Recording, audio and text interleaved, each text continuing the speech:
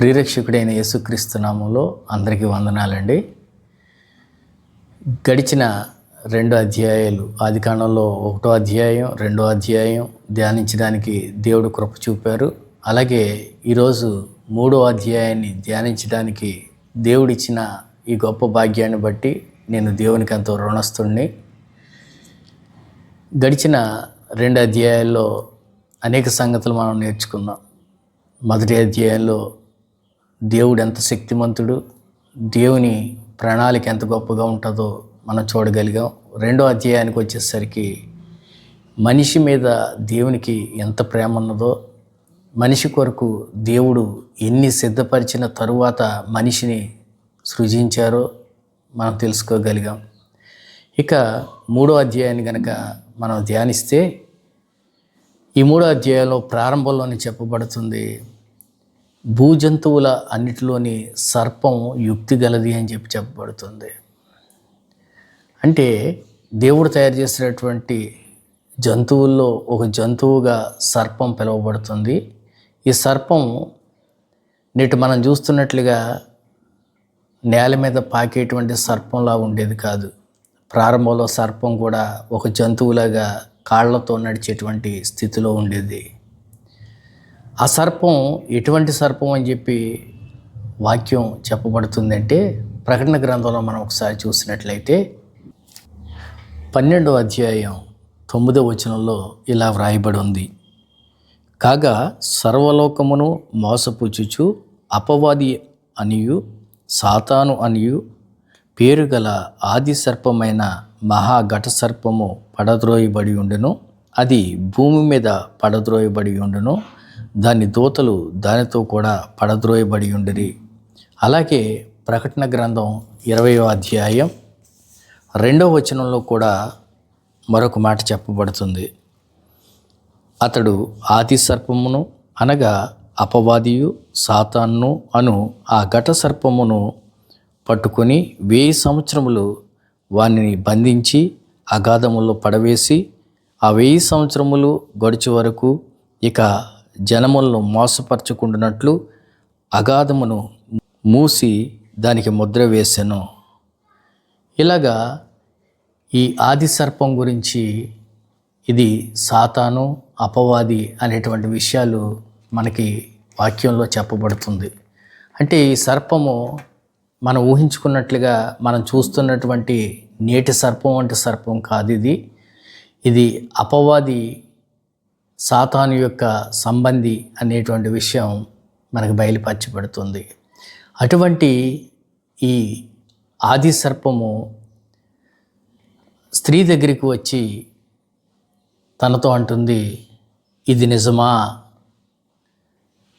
మీరు ఈ తోటలో ఉన్నటువంటి చెట్లు ఫలాలు తినకూడదా అనేటువంటి విషయం స్త్రీని అడుగుతుంది.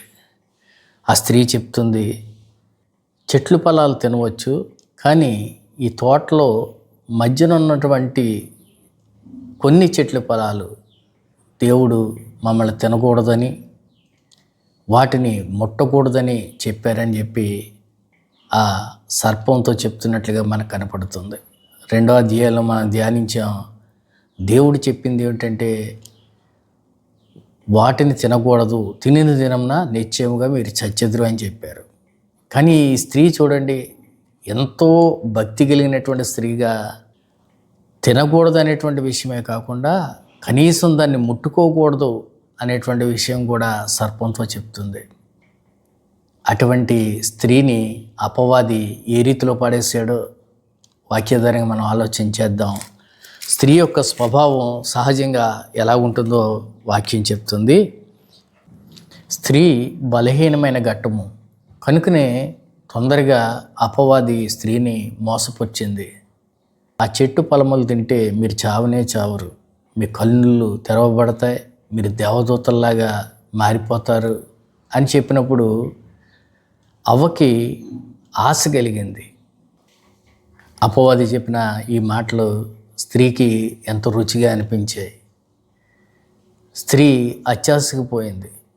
దేవుడు చక్కగా వారికి ఒక తోటనిచ్చి ఆ తోట నిండా చక్కనైనటువంటి చెట్లు ఫలాలు ఇచ్చి వాటినన్నిటినీ తినండి అని చెప్పి, నేను చూపించేటువంటి ఈ చెట్టు ఫలాలు మాత్రమే తినొద్దు అని చెప్పి ఒక క్రమాన్ని ఇస్తే, అపవాది మాటకి ఈ స్త్రీ లోబడిపోయి వాటిని తినాలి అనేటువంటి ఆశ కలిగింది.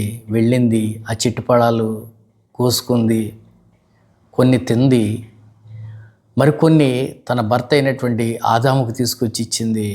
ఆదాము కూడా తిన్నాడు. ఆ చెట్టు ఫలాలు ఎప్పుడైతే వారు తిన్నారో వెంటనే వారి కన్నులు తెరవబడ్డాయి.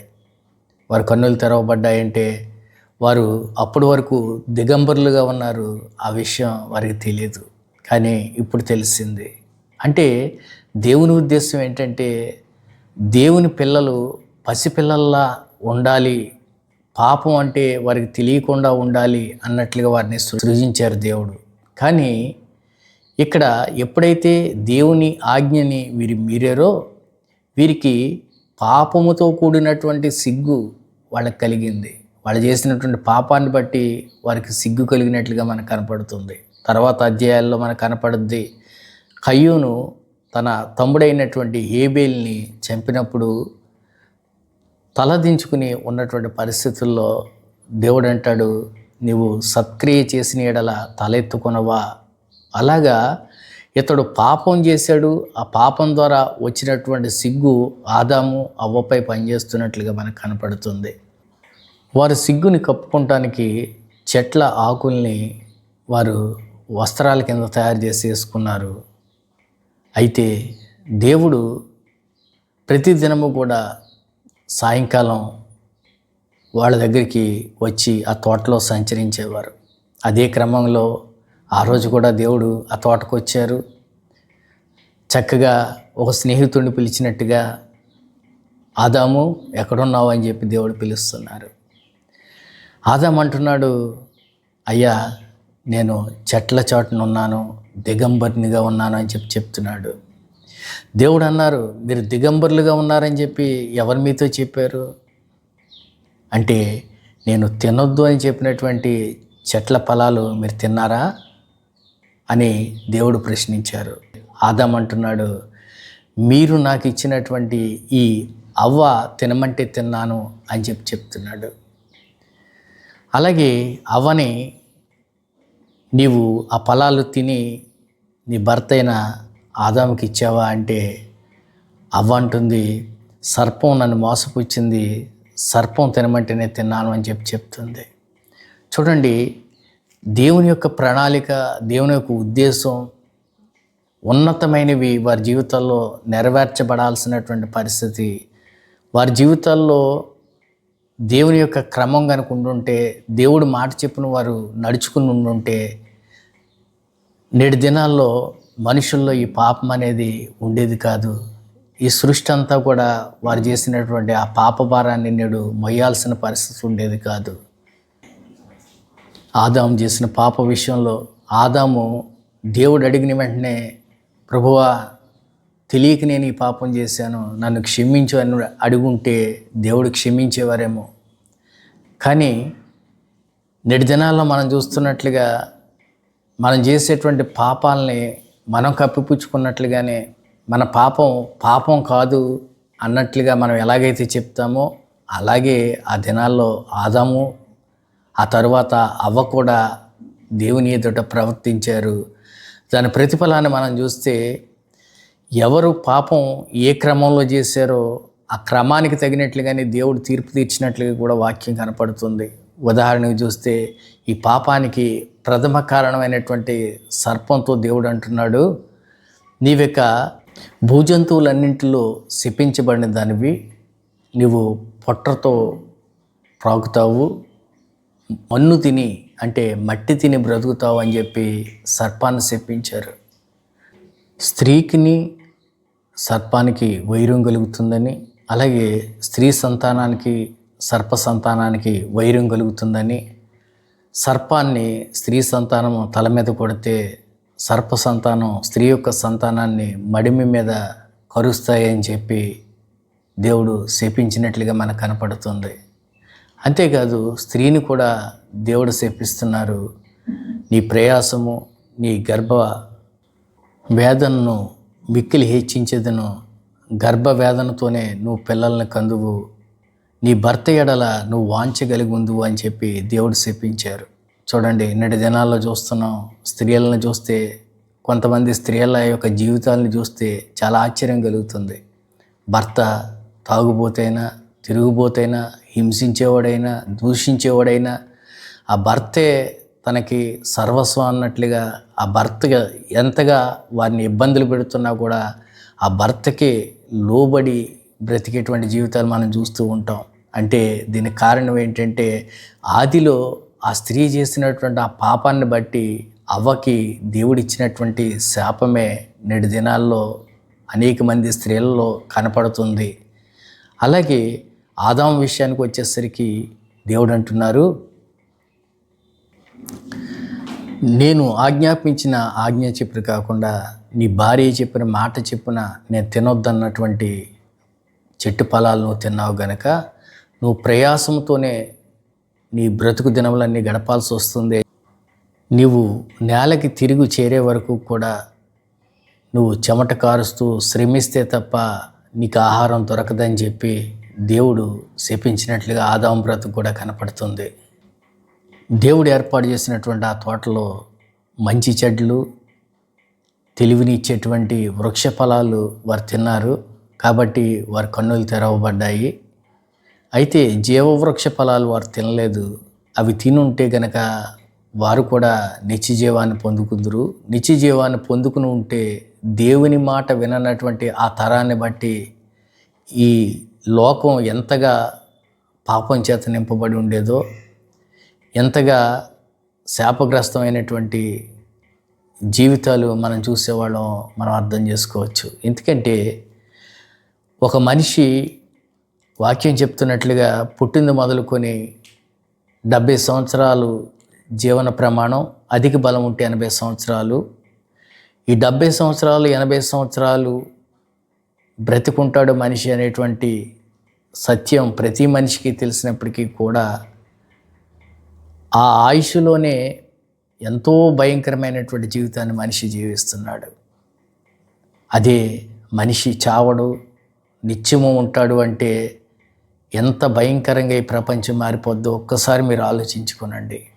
కాబట్టి దేవుడు వెంటనే ఆ నిత్య జీవపు వృక్ష ఫలాలు వీరు తినకూడదని చెప్పి అక్కడ కెరూబుల్ని కావలిగా పెట్టారు.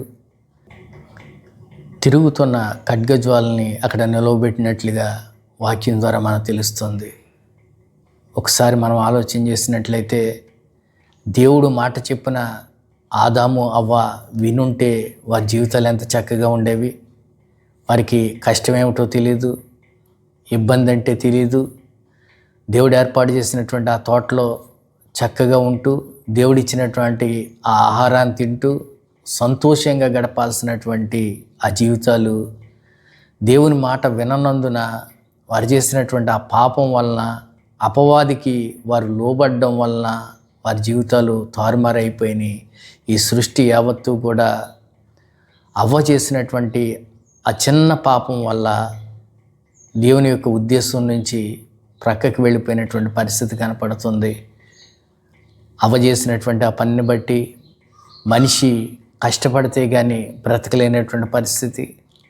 స్త్రీ జీవితాన్ని చూస్తే అనేక వేదనలతో కూడినటువంటి జీవితం. అందుకే దేవుడు అంటారు, అయ్యో నా ప్రజలు నా మాట విని ఎడల ఎంత మేలు అని చెప్పి దేవుడు అన్నట్లుగా దేవుడి మాట వారు విని ఉంటే ఎంత చక్కగా ఉండేదో. అయినా దేవుడు ఇంకా మనకి ఒక అవకాశాన్ని ఇస్తున్నారు. ఇప్పటి వరకు మన జీవితాలు ఎలా నడుస్తున్నాయో మన అంతరంగానికి తెలుసు. కాబట్టి ఇక నుంచైనా ప్రతిదినము కూడా మనం దేవుని మాట చెప్పున నడుచుకుంటున్నామో లేదో మనల్ని మనం పరిశీలన చేసుకోవాలి. దేవుని మాట చెప్పిన నడుచుకున్నటువంటి ఏ మనిషి కూడా సిగ్గుపడేటట్లుగా చేసేటువంటి దేవుడు కాదండి మన దేవుడు. ఏ మనిషి కూడా తోకగా మారడు, తలగానే ఉంటాడు.